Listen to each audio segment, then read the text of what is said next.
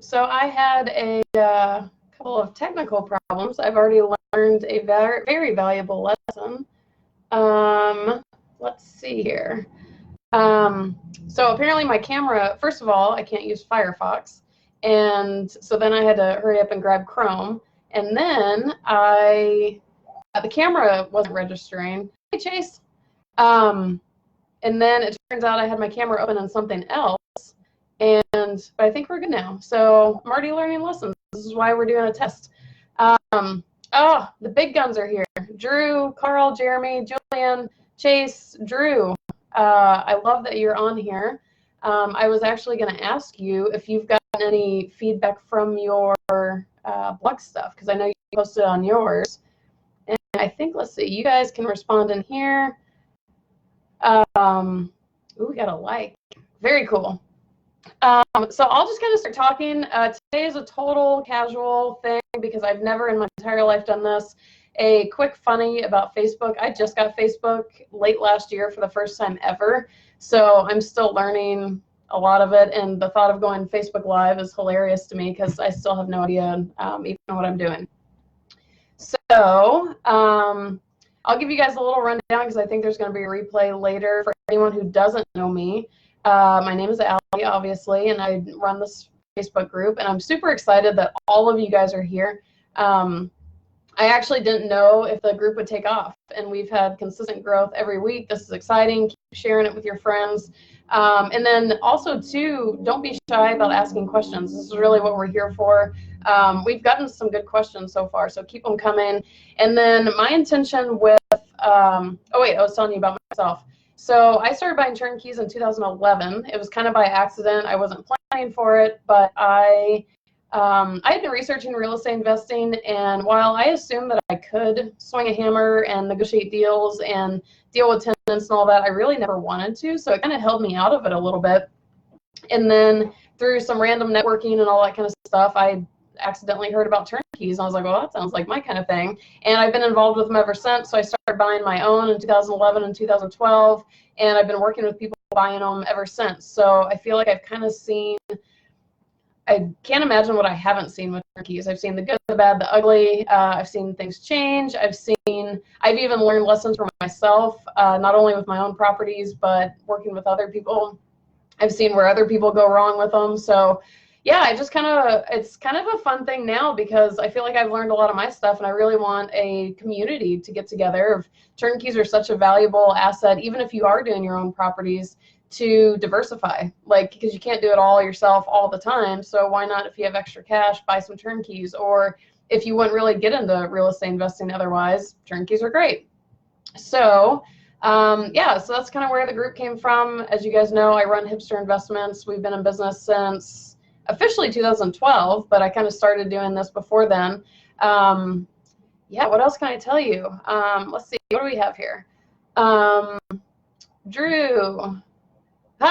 You had people that you hadn't spoken to in 10 years like it.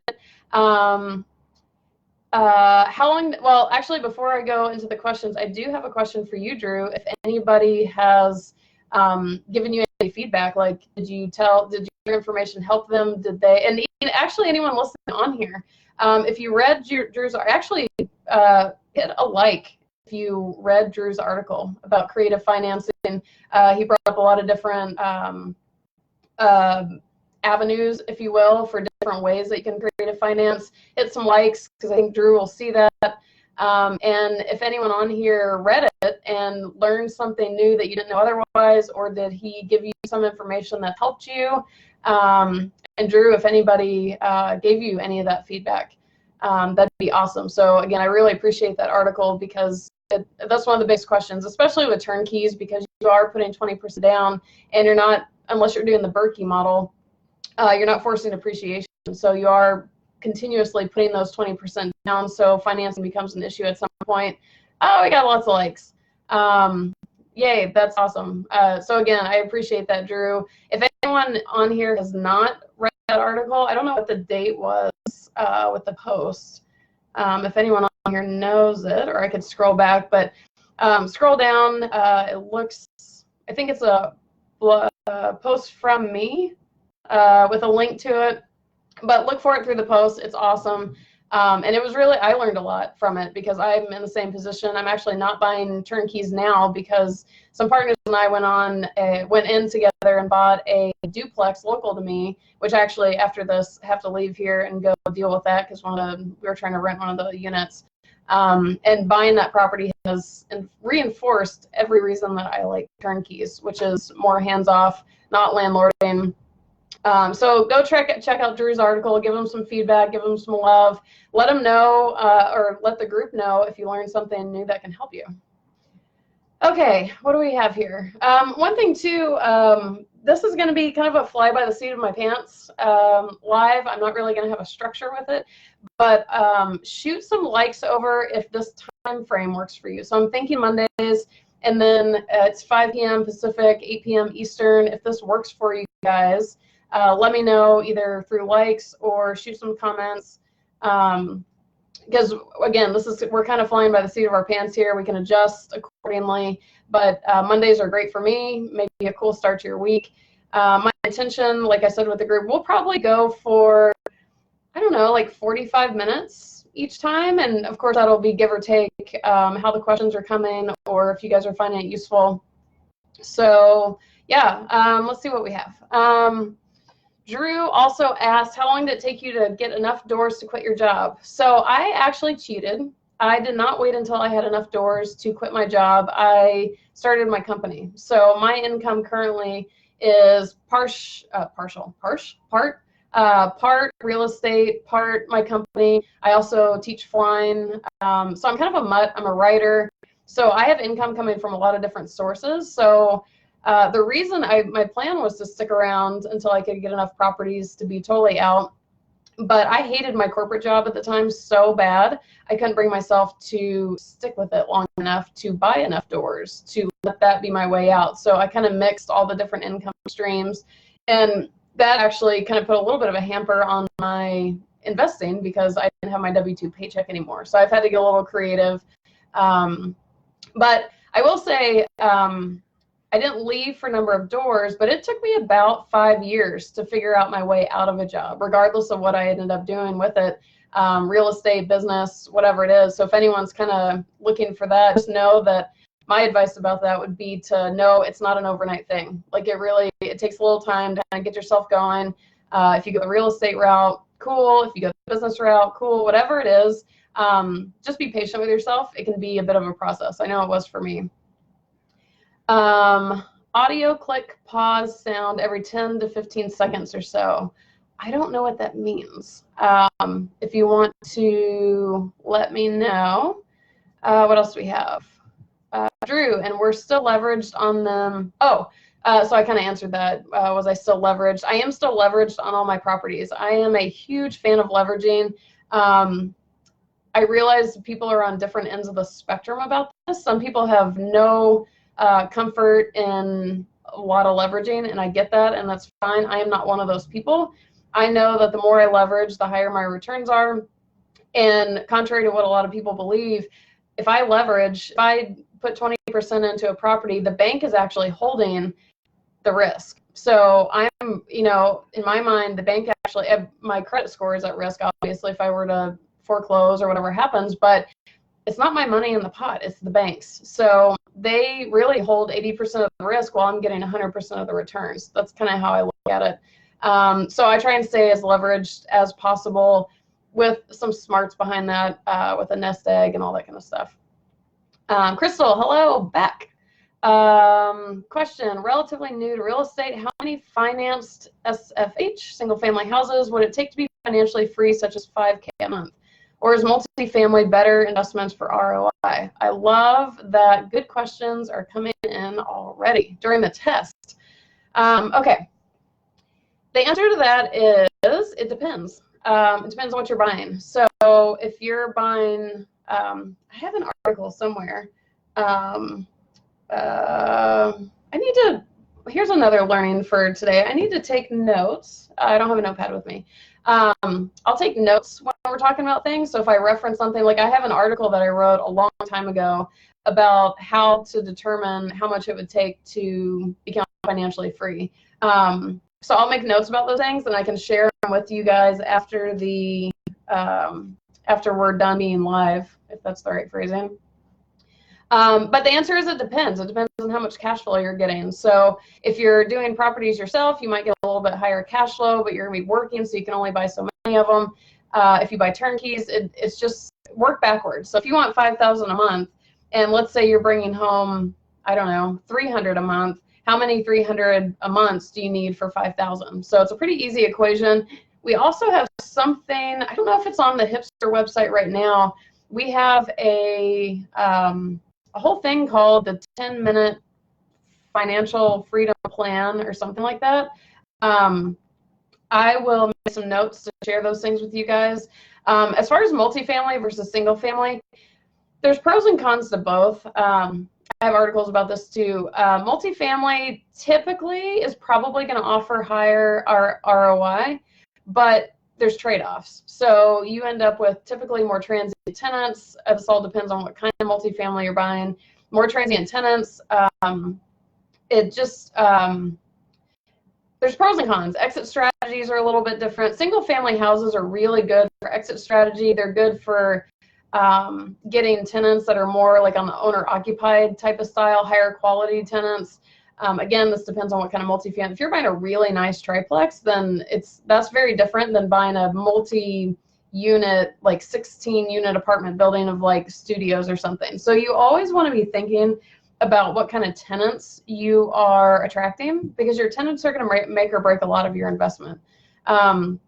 So again, multifamily does, well, and this is also dependent on what market you're in. For instance, when turnkeys were like super hot, the Atlanta days, the Dallas days, Kansas City and Indy, even Phoenix way back in the day, a lot of those markets, Atlanta, for example, was one of the hottest to date, one of the biggest markets back in 2011, 2012. That's what got me into it. But there weren't multifamilies. Kansas City and Indy are huge for single families, but you're not really going to find a whole lot of multifamilies. Back in the day, maybe some duplexes. But if you get into like Baltimore, Philadelphia, there's more multis.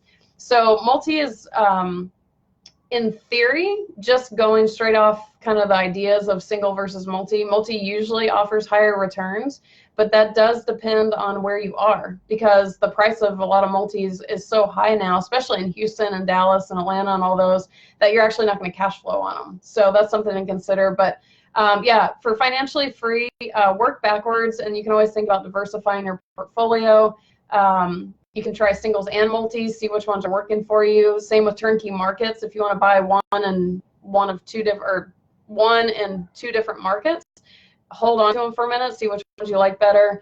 Yeah. So, and I'll try and remember to share those financial freedom things with you. Crystal, learning so much from this group. Awesome. That's what I'm hoping. For anyone who just tuned in, I know there'll be a replay, but again, I want to thank you guys all for being part of this group. I had no idea when I started it that it would pick up so fast. I think we've already got like another 25 new members this week. It's happening. So I think we're growing at a great speed. We're not growing so fast that we're just bringing anybody in, but we have a lot of people really interested. So you guys keep talking, keep asking your questions. I'm excited to see where the Facebook Lives go. Let's see, how many doors do I have today, and are they spread geographically? So I actually, in full transparency, I don't usually say how, well, not usually, I don't usually, well, usually, I don't tell people how many doors I have, because I was a writer for BRRRR for a long time. I get a lot of people who contact me, for better or for worse. And given where we are in the US and lawsuits and all that, I prefer for people not to know if I'm worth going after or not. It's a personal thing, but I have enough to share what I think to be pretty good experience. Like I said, I started with Turnkeys more or less after a totally different investment strategy. But my first main investments were Turnkeys. So I like to say that I have enough doors to speak from them. And I do talk a lot about the recent property I bought last year with some partners local to me. I mentioned it earlier in the airing. That one is not a turnkey, but for the most part, everything's turnkey. Most of them are in Atlanta because when I started, Atlanta was the spot. It was huge. We all knew it was about to boom. All of my properties have doubled and tripled in value. Unfortunately, you can't really expect that today, but that's so I was very focused during that time in Atlanta because of that. Let's see. Does it make sense for a turnkey company to recommend a lender and an inspection company? That looks like conflict of interest to me. Your thoughts? This is a phenomenal question, and I love that you guys are even giving. I thought it was going to be like testing sound and stuff.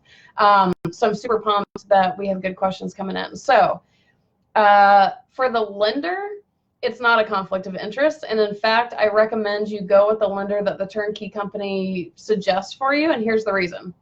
Number one, the turnkey companies can't legally make referral fees or commissions by recommending the lender anyways, so they're not recommending it for that reason. The other thing that I've seen ever since I got into this is as soon as you start trying to buy investment properties, like you can't go into Wells Fargo and say, hey, can I get a mortgage on an investment property? They're like, sure. They're never going to close the deal. Like most lenders focus on primary home owners, and they can close those. That's what they're used to. That's what they're structured for.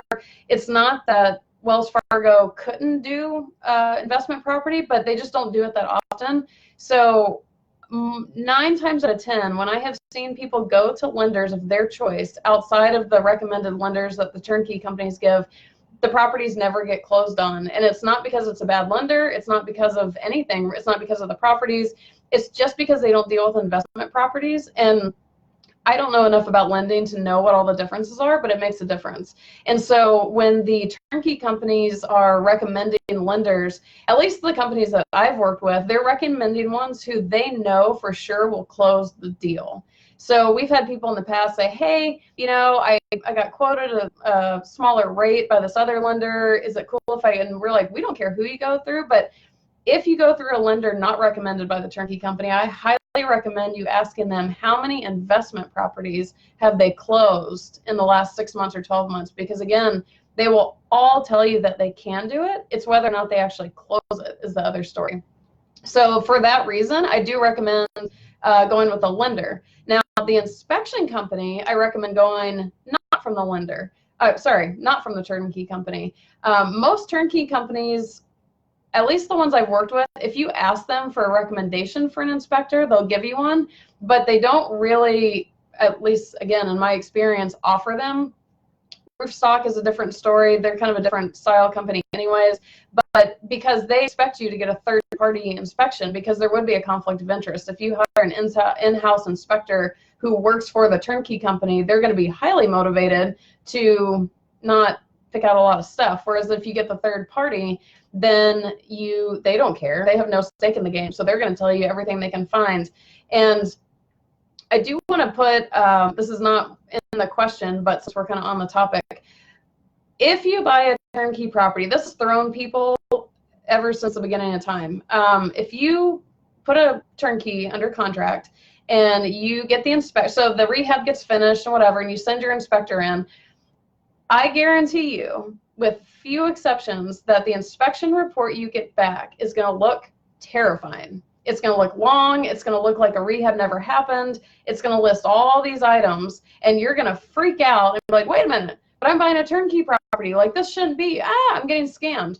Like, this is a famous problem with turnkeys. And the thing to understand about the inspections, regardless of who does it, is there will be a list, and it's better to look at this list as like a final, punch list? Is that the right term?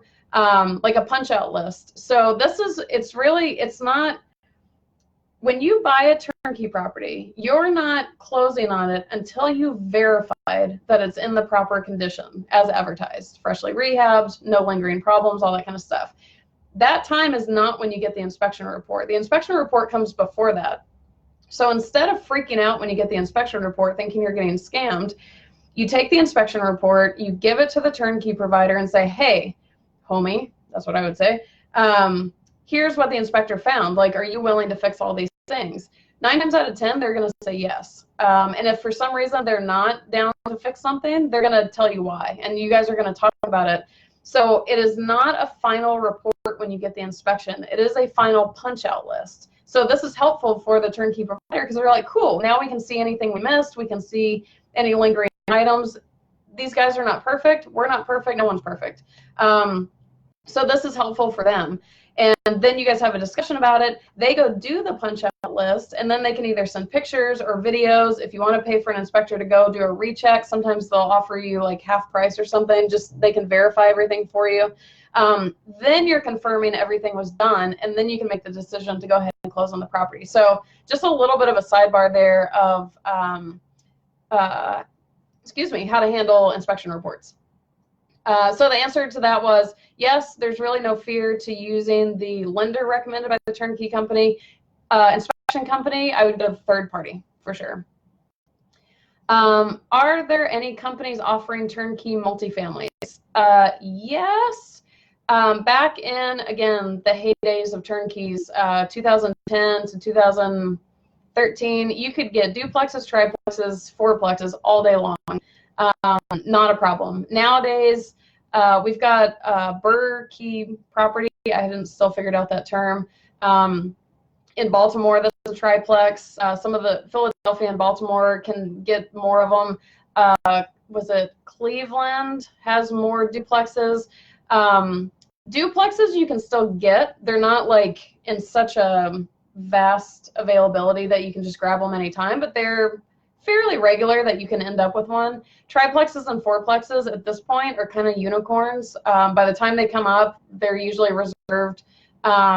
So every now and then, but for the most part, all the prices on the multifamilies went up so high that they're just not cash flowing anymore. So until the market makes a correction on that, we're probably gonna be a little slim. But if we end up in a crash again or a recession or whatever, I would imagine you'd start seeing them again. But they're in such high demand now that it's a little, they're just not that available. And the turnkey companies, there isn't a company that focuses solely on multifamily because there's not enough of them. So it's more about finding ones that primarily offer single family, but do occasionally get access to the multifamilies.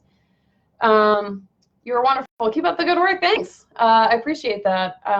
Video, if you guys have been following Hipster for a while, you will know by lack of video that video is not really my thing usually. So this is no pressure by jumping straight into lives. Let's see. Are there different ways of getting a turnkey when you don't have money or credit? Great question, Lisa. We talked about earlier, I don't know if you're on here, Drew Pitchford wrote a phenomenal article. This is kind of now where I send everybody. It is in, I need to find the date. If anybody sees, if anyone can scroll through, I don't want to do it because it'll take me a second, but if anyone wants to scroll through, or Drew, if you know what the date is of that post, you can also find it on Hipster's website. It's talks about creative financing for turnkey rental properties. And Drew, one of our awesome group members who's been there from the get-go, wrote it. He has creatively financed several turnkeys. So he had responded to somebody asking about financing options in a post, and his response was so mind-blowing. I asked him if we could work together and he would write a blog, so we put it on our website. So it is in the post somewhere. We'll try and find the date of it. To me, that's one of the best ways to get started thinking about creative financing. And then so one thing I did too, which I guess is not in Drew so much, I used an investor partner on a lot of mine. At the time, he had cash and I had credit. So I was taking, and he was also an investor, so he didn't want to use up all his mortgage lots. So he would put the cash in and I would take the mortgage and do the work. And to this day, we still own our properties together and we split everything 50-50. In that case, I had something to offer to the deal. But if you don't have money or credit, one thing you would probably want to look into, and this is not my area of expertise at all, so take it or leave it. Someone else on here may know a little better. Commercial loans are going to be different. Commercial loans go off of the properties, not you. Like if you get a traditional mortgage, it's going to look at your personal qualifications, and you have to qualify for it personally. But if you get a commercial loan for a commercial building or whatever it is, they are mostly looking at the building itself. At that point, because it's not based on your credit, if you had an investor partner who has the money, you could do all the work for the deal and all that kind of stuff. I think portfolio loans, somebody can correct me if I'm wrong, might do that also. But this is going to sound so nerdy and boring. If you don't have money or credit, I think the best thing somebody can do, and I was in this boat initially myself, is use that time, try to find a way to start saving money, get money, build your credit if you have the opportunity for it. And while you're doing that, it's a phenomenal time to learn, to get education. Again, I know it sounds super boring, but had I not taken the few years before I started diving into things, I wouldn't have really known what I was doing. And with the market being more expensive right now, it's kind of a perfect time to kind of pause on making any moves and really start researching things. Like, people find ways around this all day long. Creative financing, how to do it with no or low money down. Turnkeys, I'll just tell you, are going to require 20% down on a mortgage. So that would be money and credit. Turnkeys are a little harder in that aspect, but if it's just real estate that you're looking into, use the time to really kind of scout out options and see what you can creatively problem solve yourself. And then look for Drew's article. We got Crystal found it. July 30th was the date of the post. Now, here it goes back to my lack of understanding of Facebook. It baffles me that things aren't in chronological order, and my well, I guess Instagram's not either. But it's, I guess, like, whoever's commenting or whatever, like, I don't know the order of when the posts get pushed up. Like, if you go to the group at any certain time, it seems like there's different posts in order. So I don't know with the older post if you can, I don't know how to find July 30th, but apparently it's dated July 30th. So Crystal, thank you for finding that. Let's see, let me make sure I didn't miss anything. No money or credit. If the market is about to crash, should we wait before purchasing a turnkey? This question, I feel like, is the most popular question on all of the real estate platforms right now. Not necessarily about turnkeys, but just in general, like, should I wait? Here's the answer is I don't know. I wish I knew, but what I can tell you is that we don't know if the market's about to crash. There's a lot of speculation, but the way the market's going right now, this could go on for the next 10 or 15 years. A lot of people have started rumors about a crash. A lot of people have ideas that it's going to crash, and they can come up with the reasons why. It's like, well, the stock market's doing this. Well, lenders are doing this, and you put all these equations together, and don't worry, we're going to have a crash next year. Well, I've also been hearing that for a couple of years, and again, we could be in the exact same spot for the next 10 to 15 years. So the thing about if a crash, so in a market like right now where the prices are high, you want to buy for cash flow, because if you're buying for appreciation, you're speculating, and where's all the appreciation going to come from if we're at the peak of the market? We don't know if we're at the peak, but in theory, we're close. So it's tough because none of the markets are really scheduled for a lot of appreciation right now. The BRRRRs are kind of nice for this right now because you are buying under value, and then you are cash out refining at a higher value, hopefully. But if you wait, you could be waiting forever, all the while not investing. So I know it's not as optimal as during a crash when everything's on sale, but if the cash flow is solid and the market is solid, I think it's not so much an issue. If those two things are in place, you don't so much have to worry about the market crashing and you losing your investment, because you're going to probably sustain it. Like, that's okay. More of my thought when I think about things like this is, how good of a deal am I getting? And the reality is, you're not going to get as good a deal right now as you would in a crash. But again, if it sits in the bank for the next 10 years making nothing, then, so the answer is, I don't know, but I can caution you about waiting, because we could be waiting a very long time.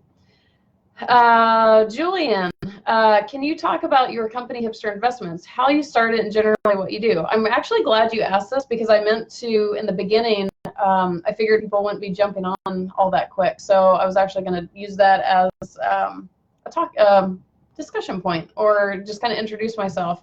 So see, what happened was, I was working a corporate engineering job. I used to be an aerospace engineer, and I like I said earlier in the recording, I wanted out. Like, I hated corporate life. I was doing the coolest job on the planet, and I still hated it.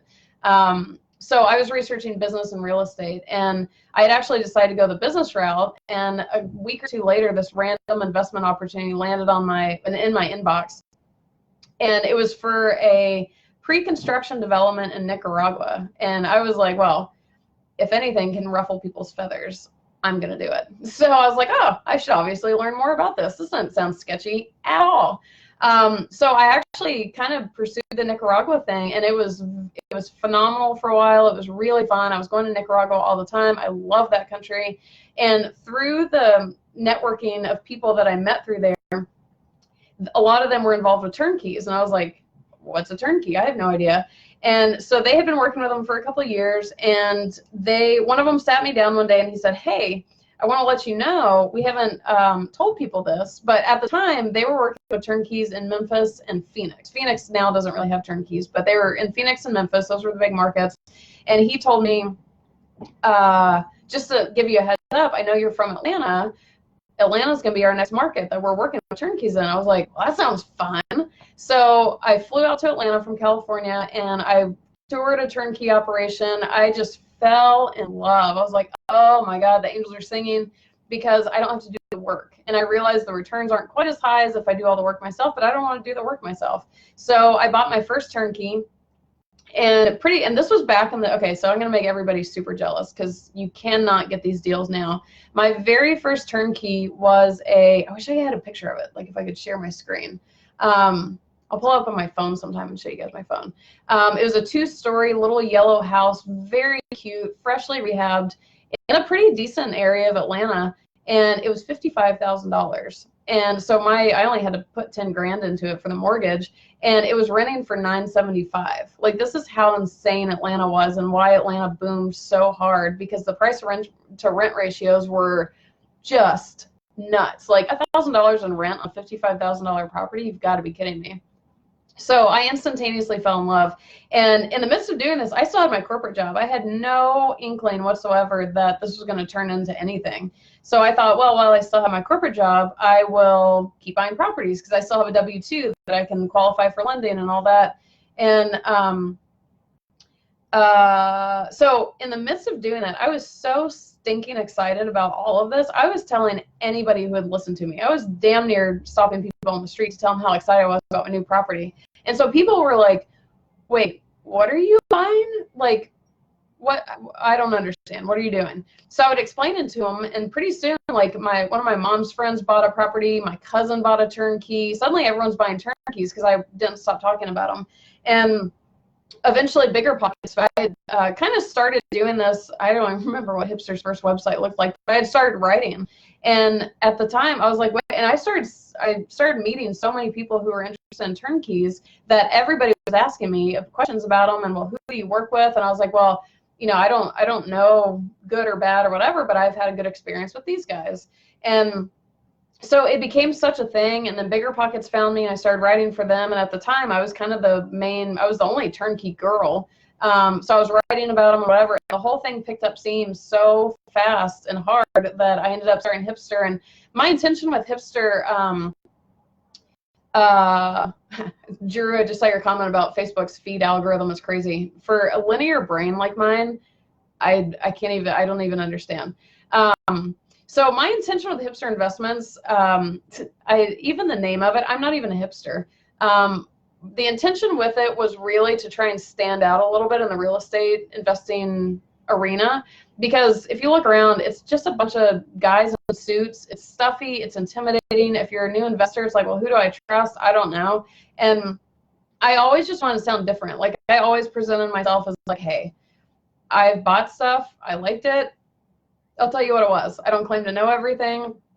And that's what it started with. And Hipster Investments, I ran the name by some people, and they were like, you've got to be kidding me. You would not name your company that. And I was like, huh, but I would. Because people click on it. Like, it looks so different. People click on it. And so all of my employees know, like, we are so big on being real. Like, I have more people reach out and tell me their situations. I'm like, well, I don't think a turnkey's for you. Like, I'm very honest. I'm very real. I am easily the worst salesperson in the world. Like, I probably tell more people not to buy what I sell than I do to buy what I sell. But that was my whole intention. And even now we're trying to look for different areas to grow. We just want to be a different voice in real estate. One of a little more comfort, one of a little more safety. I've kind of ended up being people's emotional support dog because it's scary getting into here. That sounded, I don't know. Getting into real estate, it's a little scary. It's intimidating. You don't know what you don't know. And you don't have to pay me or Hipster anything for our service. We get paid on the seller side. So we just kind of try and be here really as the emotional support dog. Let's see. Anything else I want to say about Hipster? So I guess I could tell you what we do. If you don't know what we do at Hipster, we're mostly a matchmaker. Like if you reach out and say, hey, I'm interested in Turnkey, I'll tell you the companies that I either have bought through myself or I am somehow so closely related to that I would send my mother there to buy a property. Like I really look for the good, solid providers. That's not to say there haven't been hiccups along the way. There absolutely have been. You guys probably saw my post one day that turnkey providers at some point hit complete psychosis. It's a thing. It just happens. So it's not perfect, but like if I were to buy a turnkey today, that's what I like from a certain company, that's what I would tell you. I'd say, well, I like this company for this reason. I don't like this company for that reason. Here's, you know, what I've been seeing with things. Here's the experience I've had. So I do the matchmaking. I'll just tell you who I have experiences with, who I've liked, who I have reason to trust. And then, like I said, I thought I was only a matchmaker until I became the emotional support dog.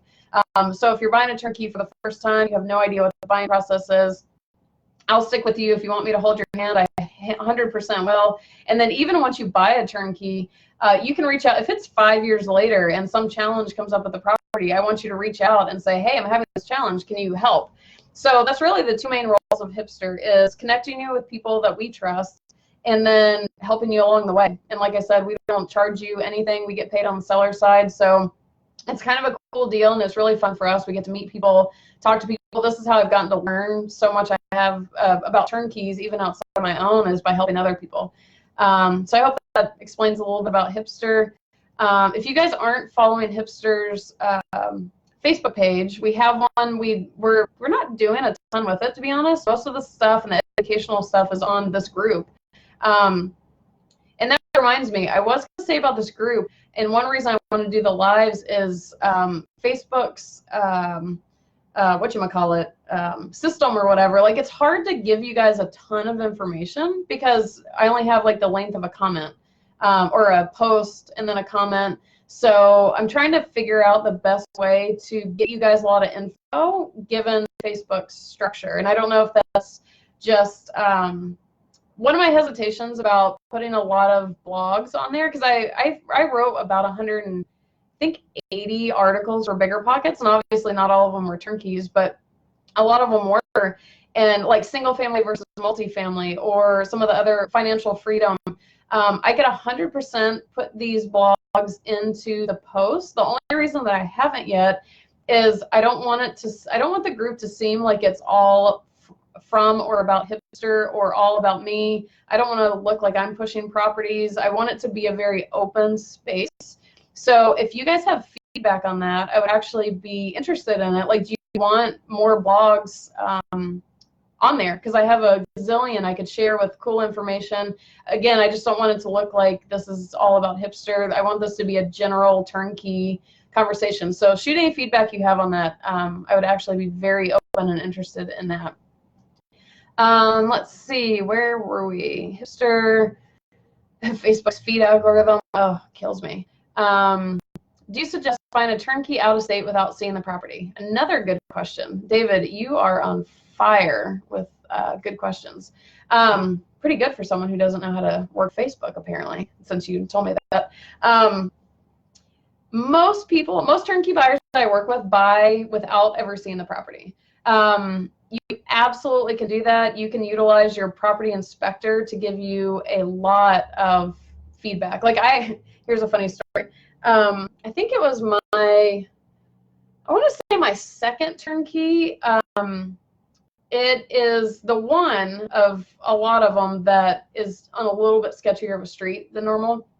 And so the property inspector, who I had a relationship with at this point, because he had already been doing some properties for me, he called me after the inspection and he goes, hey, I I just want to let you know that two prostitutes approached me in the driveway of this property when I was going into the house, and I was like, I said, where did they come from? Because I knew kind of the street, and I was like, where did they like slink out of? And he said, I have no idea. And but that was feedback for me. Like, if prostitutes are showing up on the driveway, I might have reason to question the street. And sure enough, that street, it's ironic because this property has turned out incredibly profitable, except for a really expensive turnover recently, which was terrible and a good lesson, and don't get bad tenants. But the street is a little rougher, but it's been a really profitable property, and I have no idea. And it's such a good lesson in, like, we can do as much due diligence as we want, but at the end of the day, we really don't know which ones are going to perform the best. At least in my experience, the nicest one I ever bought was one of the worst performers for quite a few years. And then this one on the sketchy street, fantastic performer for a few years. So you can get a lot of feedback from the property inspector. You can have the turnkey company give you information, like, tell me about this neighborhood, like what's going on in this neighborhood. You can even call a third-party property manager and just kind of fake it a little bit so it doesn't seem like you're wasting their time, but say, hey, think about investing in this property. I'm thinking about maybe using you guys later. What's your feedback? You guys work with tenants in this area. What's your feedback? Like, how rentable is the property? What kind of tenants would I be looking at? So you can gather pretty much everything you need without seeing the property. But I would say for any new turnkey investor or anyone who's never done this, there's so much value in going and seeing the property. Just like, one of the things that is hard in my position, I guess because I have a conscience, if I ever tell you, hey, this deal looks really good to me, I really like this provider, if something goes wrong, I feel horrible, like I'll lose sleep. My favorite thing in the world is when you guys can go to the provider and check everything out for yourself, and you're not taking my word for it. Not just because I'm selfishly not wanting to stress over anything that goes wrong, but it's just a whole different confidence level. Because if you buy it sight unseen, you're really taking everyone's word for it, whether it's mine or the turnkey providers or the inspectors or whatever. Like, you don't really have a way of knowing for sure how you feel about it. And nothing works better than going to that area, meet the turnkey provider, they'll tour you around other properties. They'll show you pre-rehab, post-rehab. You can just get a really cool feel for what's actually going on and see these things for yourself, because I want you to buy a turnkey because you want it and you like it and you feel fantastic about it. That's like my dream scenario. But again, because people aren't buying, they're not seeing the properties before they buy them, they're kind of taking our words for it, and that's fine. And I will only suggest people that I have reason to believe are functioning well. But I think, especially if you're brand new to turnkeys, to just go get the confidence in the process on your own is fantastic. So what I did, I went to Atlanta the first time when I bought the first cute little yellow turnkey, and I met the turnkey provider. I went to tour the properties. I saw that property in particular, fell in love with it. Don't use your emotions in investing, but fell in love with it.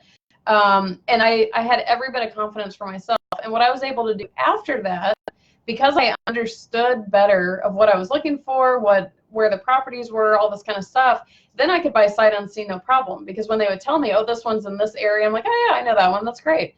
And I had confidence in them. So because their standards were, they did everything the same way for all the properties, I only had to see one to know kind of what the rest of them were all about. Again, you can still get verifications from your property inspectors and all that kind of stuff. But the answer is you can absolutely buy them sight unseen. But I do think if you have any opportunity whatsoever to just go check it out for yourself, I think there's so much value in that, just for you to sleep better at night. Okay, so we're going to do one more. Are we at the 45-minute mark? Let's see. Yeah, we're about the 45-minute mark, which is kind of what I was aiming for. And before I forget, for anyone who's on here now or sees this, give me feedback. How does this time and day work for you? Give me feedback for anything, whether it's for the group. I keep looking over here because I've got the group pulled up over here. Whether it's for the group, whether it's for the lives, whatever you guys want. I am so flexible. I want this to be for you guys, and I don't always know what would be helpful for you guys. So give me the feedback, absolutely. One last question.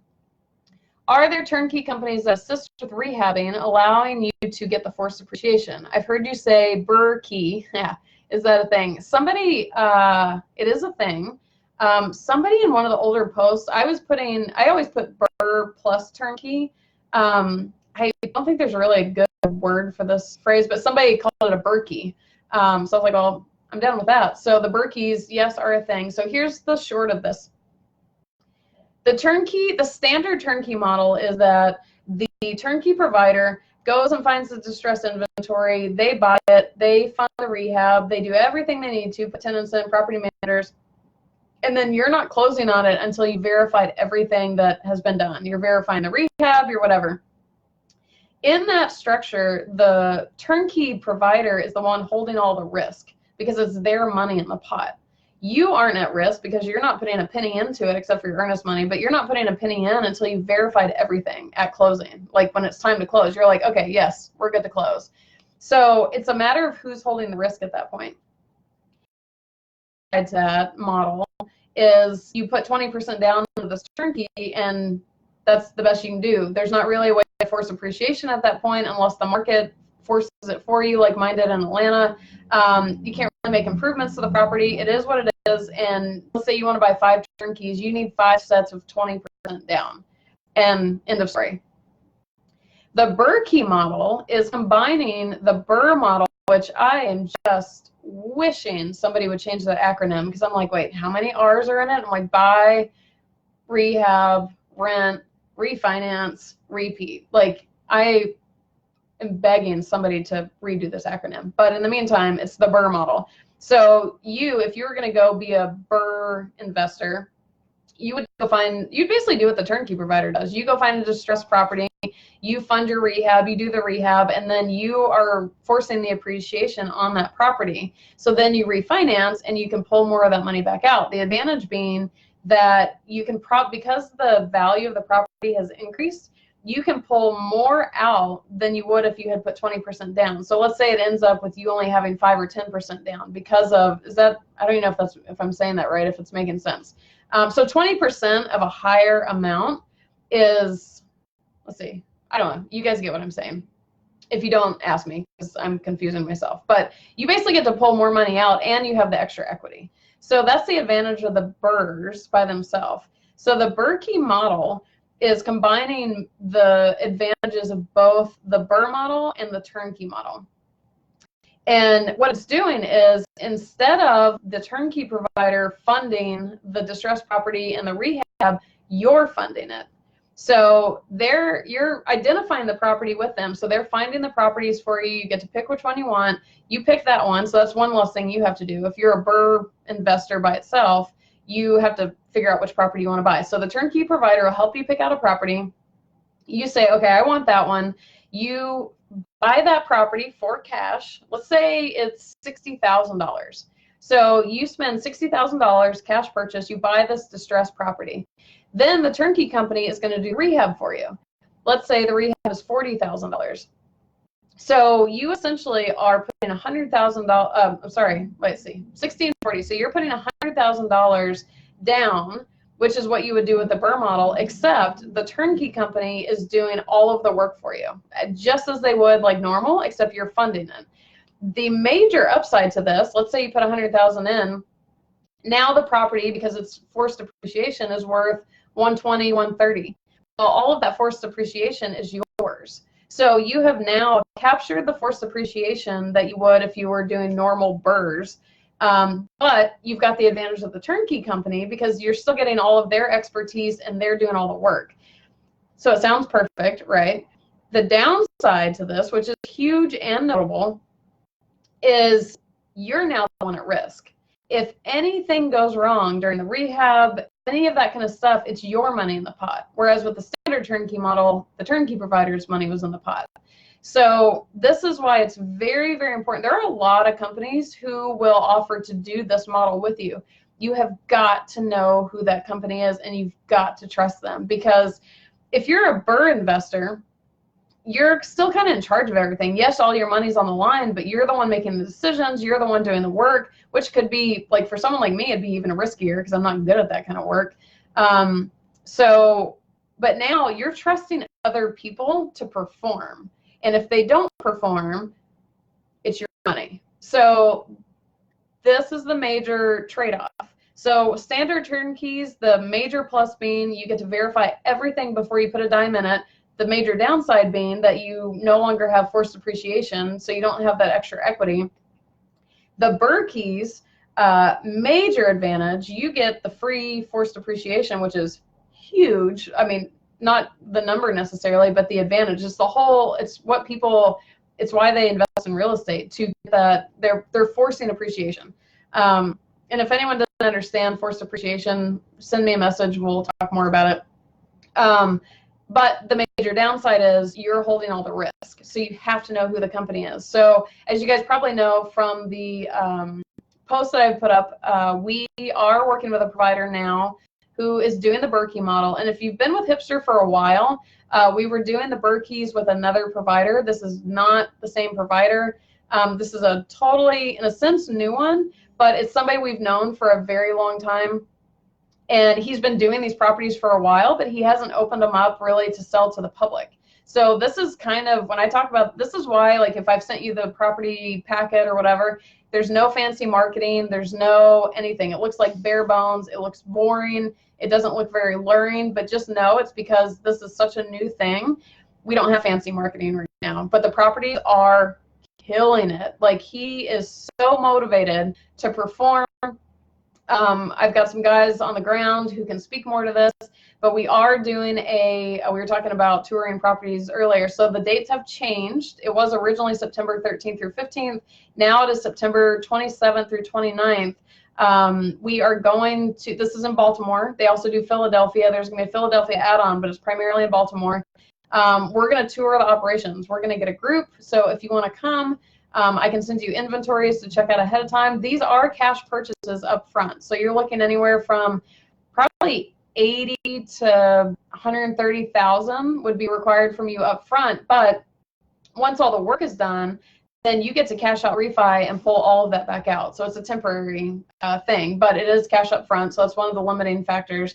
But if you at all think you're interested in the BRRRR model, email me. I would assume my email's on the group, or message me on Facebook.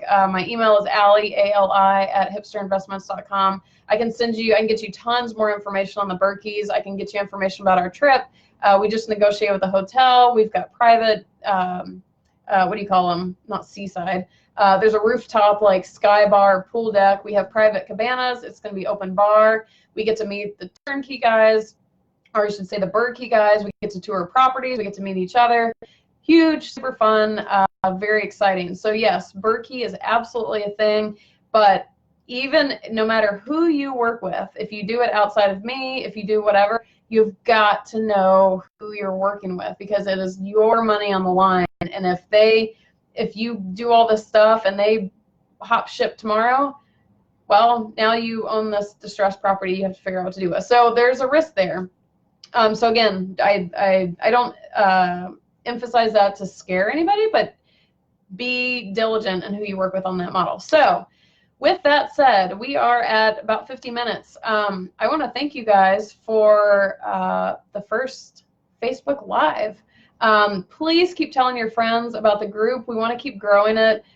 Please leave comments. Please leave questions. Like I said, I was about to say an open book. That's not what I was really meaning, but I am an open book. You can ask me anything you want. But again, I really want just people talking. I want to support you guys, help you guys how I can. Like Drew's article, it's super helpful to get. Even I learned something. So I learned from you guys. I just want this to be an awesome group where everyone's just, well, meeting each other, networking, hanging out. But one thing I've seen, if you guys got the Hipster email today about the BRRRR trip, actually, I did a video for that. And I think I said somewhere in there that it wasn't until I got into real estate investing that I really started meeting my people. Like, real estate, there's something about us. There's a little bit of adventure.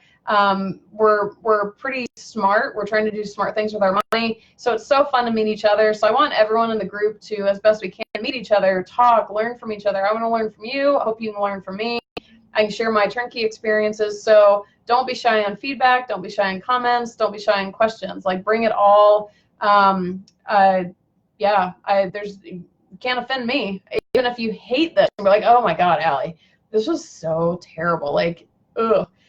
Tell me. That's cool. I don't take anything personally. So whatever ideas you guys have, anything, yeah, bring it on. So I really, really, really appreciate you guys, not only for being in the group, but a lot of you have shared the group with your friends. Please keep doing that. And thank you for joining the first Facebook Live test. And if you weren't here in the beginning, you didn't hear me say that I'm glad it was a test, because I already learned, first of all, it doesn't work on Firefox. Second, your camera has to be turned off elsewhere. So I was about 5 minutes late because I had technical problems, but this is what this is for. So I will end on this note of, let me know. I will put a post in the group, a poll saying, did this time and day work for you? And if not, give me some feedback on if a day is better for you, times, Pacific Coast versus East Coast. So I'll do that right now. So put your vote in the poll. Did this time and day work for you? And we'll do it every week. So think about future turnkey questions. You can post them on the comments if you want. You can write them down and bring them up in the next live. And with that, I am actually kind of sad to jump off here because I kind of liked it. It was fun. So again, I appreciate you guys, and I will see you same time and day next week, unless we figure out otherwise. Right here, bring your friends, bring your questions, bring your comments, and yeah, we'll see you later.